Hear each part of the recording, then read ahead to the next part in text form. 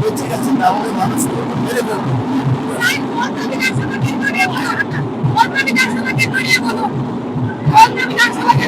কলকাতায় তো 21 তারিখ ইলেকশন হবে, 21 আর সেটা কেন হতে পারেনি ওনার ভাইকে।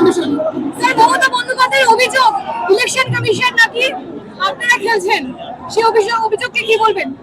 বন কেস সময় আগামী কেন্দ্রীয় দায়িত্ব, বড় দায়িত্ব পেতে চলেছেন কি আগামীতে? যেটা দায়িত্ব আছে বিশ্বর যেটা আমাকে দায়িত্ব দেয় মোদীজি, অমিত ভাই পার্টি সেন্ট্রাল মিনিস্ট্রির কোনো সম্ভাবনা? এর চাইতে বড় দায়িত্ব আর কি দিতে পারে আমাকে? পার্টির সমস্ত কিছু দিয়ে দেয়।